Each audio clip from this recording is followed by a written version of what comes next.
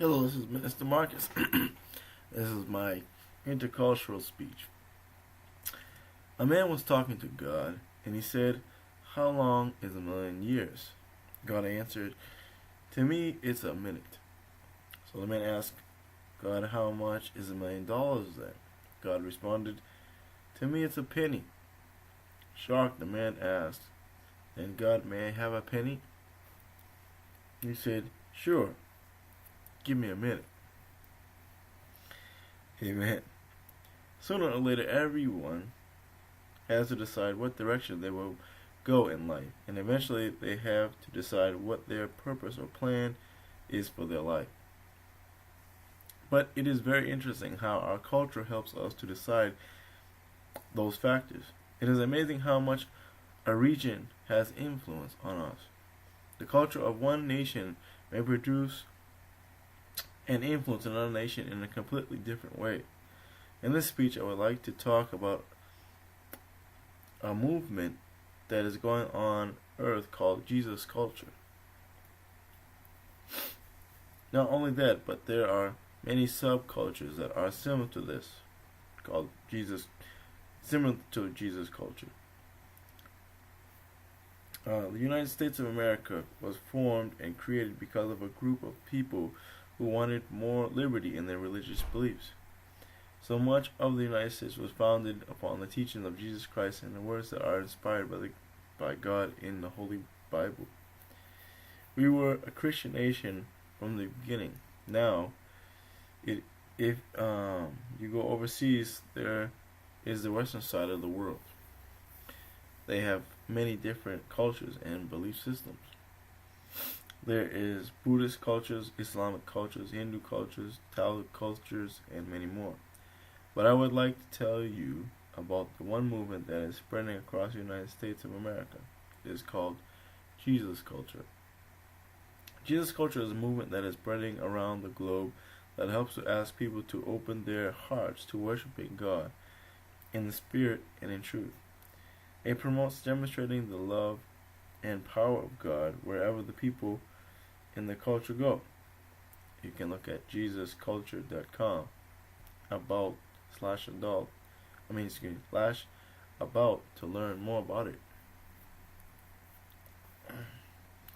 This large following of people are all passionate about helping campuses, cities, and nations to transform for the better. They help people to fulfill the call of God on their lives. It is mainly targeted for youth and started at an International Christian Revivalist Youth Outreach Ministry that was formed at Bethel Church of Redding, California. It is something that I have recently learned about, but I think it is an excellent movement that will help many young people, especially in the tribulation time period that is spoken in the Holy Bible in the book of Revelation. There is also an important subculture I would like to talk about, and that subculture that is the one that was formed by Martin Luther. They called it Lutheranism. Lutheranism is founded upon a major belief that salvation is by the acceptance of Jesus Christ and His grace, rather than by good works. Martin Luther rebelled against the Catholic Church's corrupt practices and sparked the Protestant Reformation. So the culture that is common in the U.S. is mostly Christian and built upon Jesus' words. The Jesus culture movement and Lutheranism are both examples of a Christian culture that we have here in the United States. The culture that I'm more used to is the Pentecostal Christian culture or the non-denominational culture. But in conclusion, the Jesus culture group, which is targeted for the youth, and the Lutheranism subculture are both results of a Christian culture. Amen. The wonderful teachings of Jesus are still echoing in the streets of the United States. I leave you with this story. One night, a burglar broke into a house, and while he was sneaking around, he heard a voice say, "Jesus is watching you." He looked around and saw nothing. He kept on creeping and again heard, "Jesus is watching you." In the dark corner, he saw a cage with a parrot inside. The burglar asked the parrot, Was it you who said Jesus is watching me?" The parrot replied, "Yes."